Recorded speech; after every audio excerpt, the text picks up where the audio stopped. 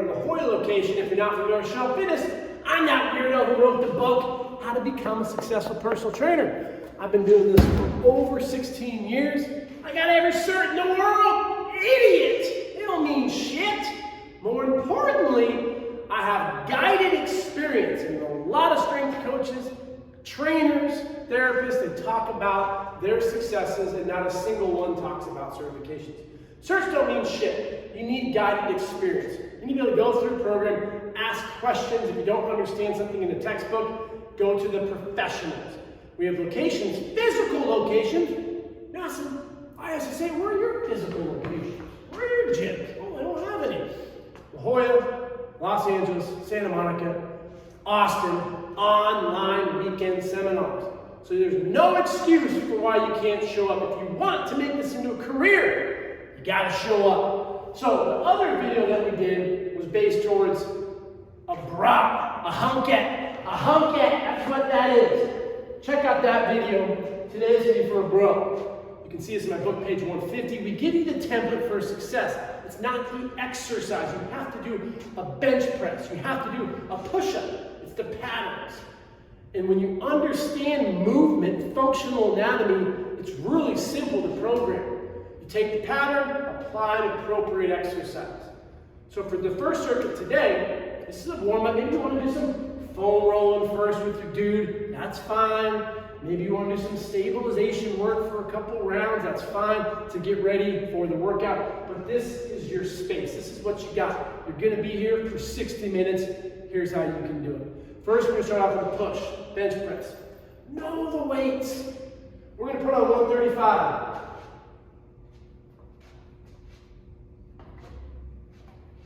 Know the weights. 135, 155. Put a quarter on. 185, put 245s on. What do we got? 225, that's the same over there. Let's put on 245. Let's put on 275. Know the lingo. Easily will not have much credibility if you have to pull out your calculator out of weight. This is 135. I'm back there spotting, adding some value.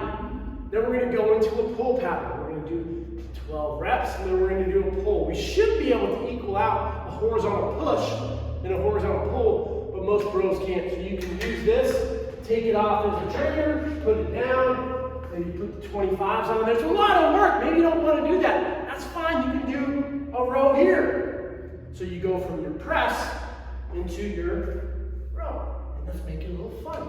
I want you to call out black or yellow. Black. Black.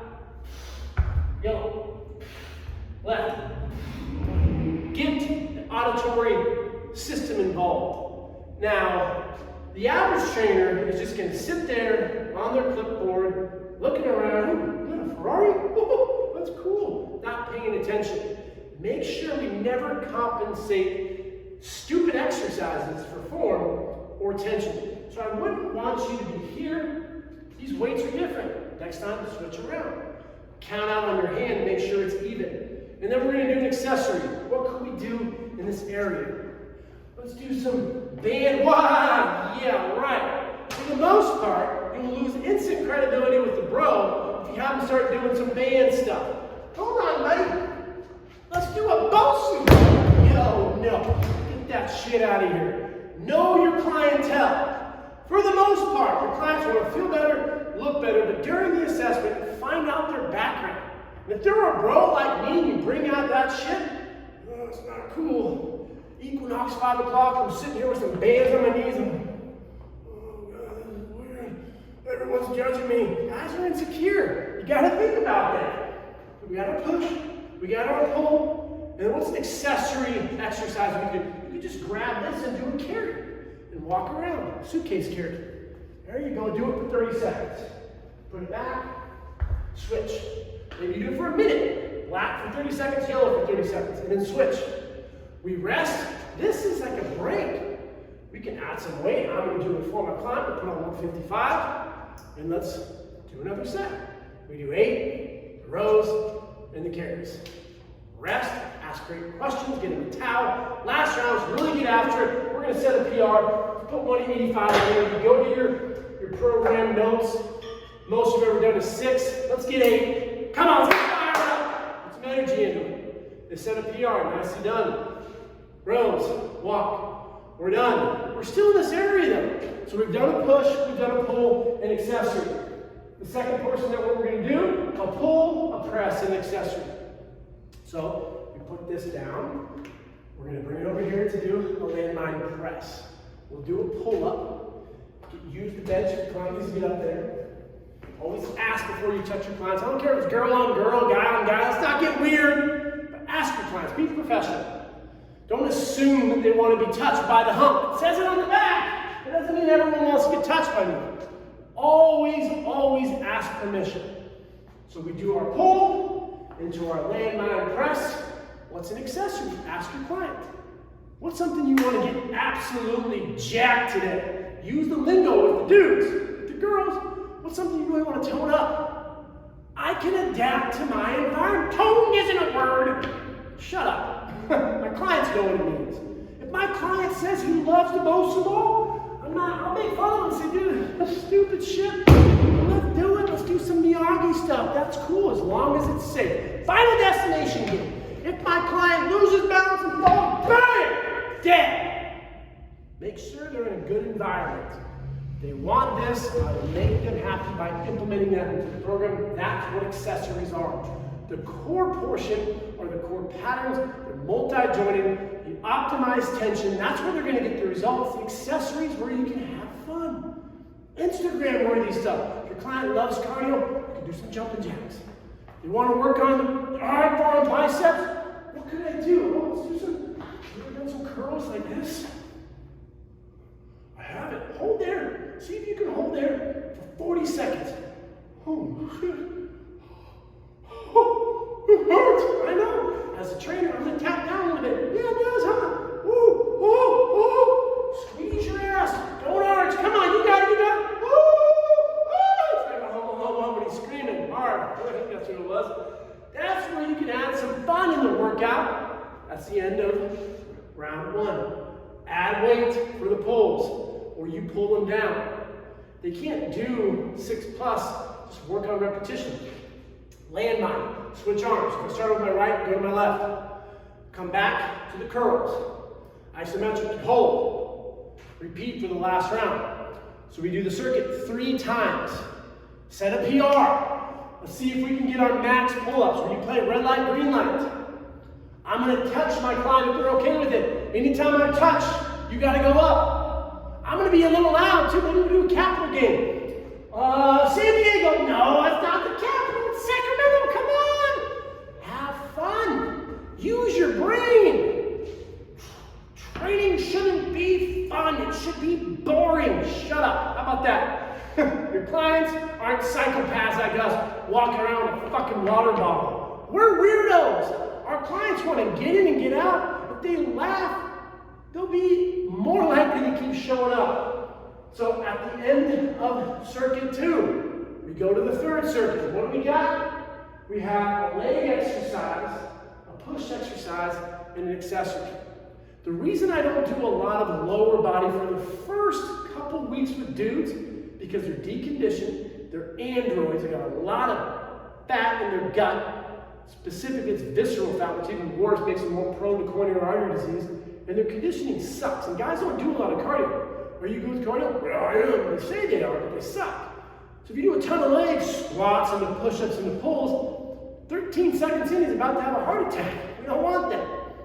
If you see that your client's in better shape, sure, you can manipulate him. But that's on you as a great trainer. We're giving you a template to give it a shot. For the most part, guys are comfortable with pushing and pulling, so then you get them used to it and you can see how their condition is.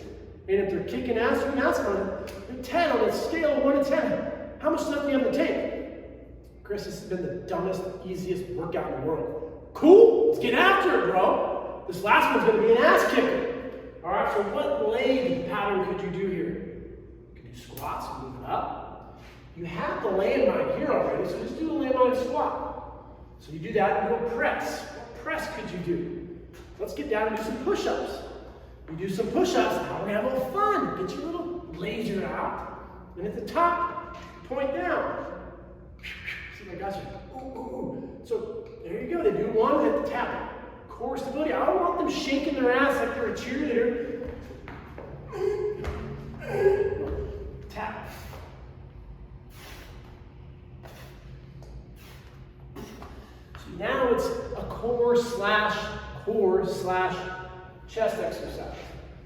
And then, so we have our, we got our leg, we have our push, then what's our accessory? Think of something. We got the biceps, we got the traps. Maybe you want to do some cardio. If your dude's really out of shape, in the whole you just want to walk outside. But if you're in a corporate gym, maybe you walk and go get water and come back. Let's do some abs. Get a little weight, a little thing over here. Just never done before. Ted, here we go. There we go. Let's do some abs. Lower abs there, Ted. You're going to get jacked from this. Nobody likes it. He's thinking, oh, this is so cool. Susan's finally going to like me. Yeah. No, but it makes him feel good. Repeat, rinse and repeat. Progressive overload. That's what the ball is. Cover my book, Milo. Each round, the core pattern, you go a little heavier. Always focus on good form. As the coach, I'm there to spot. I'm spotting the bench press, I'm spotting the pull-up. I'm making sure their form's good on the landmine press. We're not caving in. Big toe, little toe, heel, knees tracking through our toes. I may pull it a little bit too when they're doing this. Get their core engaged. Trainer value add is going to get your clients coming back, result to number one. But here's the best part. All the trainers in your gym are going to fucking hate you. That's that dickhead over there who's always getting involved with clients and they love him. And their clients are like, yeah, because he's fun and you suck. All you do is bench press, trap bar, deadlift, and hip thrust. We do 3 exercises and I'm paying you $125. You can be creative, but don't let the creativity take over for their ultimate goal. You need to do the main patterns progressive. Every single time my clients come in, if it's a dude and he wants upper body, a lot of pressing, a lot of pulling, a lot of rowing. I'm going to progress. I'll give little variations of the exercises though. So I'll do that for 3 rounds. Look at your clock. Some of your clients will talk a lot, so those 3 rounds will get you through the end. Some won't be able to make it because they're about to pass out. You got your glucose tablets just in case. So for your clients that you got 12 minutes left, you went a little fast, you could go walk on the treadmill or run on the treadmill for a minute. Here we have our skier. Let's do that for 30 seconds to a minute. And then let's do a challenge. See how long you can hold a plank for. Let's see how long you can do a dead hang for. Let's put 95 pounds on the bench. I'm a gambler. So now I got a dude, and by the way, a big screw up that I had as a younger coach. I thought that all dudes could bench 135. Found that out the hard way. They can't. Thought that all hunkettes could do the bar, which is 45 pounds. Not true. So you need to adjust based on the assessment that you did when you do those movements to see what their foundation for strength is. So if you got a dude who can do 225, which would be another 45 on each side, and he did it for 6 or 8 times. It's pretty good. I would say, Ted, here's a little challenge for you. How many times do you think you can do 135 at the end? 31. No, you can't, Ted. I bet you can't do more than 14. I'll bet you a session. I'll bet you a bottle of whiskey. I'll bet you $40. I won't bet, because I know my clients are fatigued and their egos are in the way. So put on 135, 11th rep. And I'll have them do some force reps. Attaboy, nice job. I like Rock Hill Farms. I like 4 Roses. That's what you're getting the next time. No, I'm just joking. You don't need to. But the next time they'll bring me whiskey. Why? Because I'm a great fucking trainer. And so are you when you show up. Because you understand a functional anatomy. What is happening here? Horizontal adduction, protraction of the scapula, elbow extension. You understand the patterns. It builds your confidence. When your confidence is up here, it doesn't matter who comes in. You know your value. So when I ask for $350 per session, because that's what I charge, I don't blame them. Do you want to train with me? No. I present it and I go, do you want 12 sessions or do you want 100? Because I know I'm the best out there and you need me. And that confidence is what you need, and you're not going to get it by getting more certifications. You need guided supervision so you can build that confidence. Thank you for watching this video. Comment, like, subscribe. Check out my book, How to Become a Successful Personal Trainer. If you're in the greater San Diego, Los Angeles, Austin area, stop on by, leave me a bottle of whiskey. Love to have a drink with you. Keep showing up. Have a great day. Bam!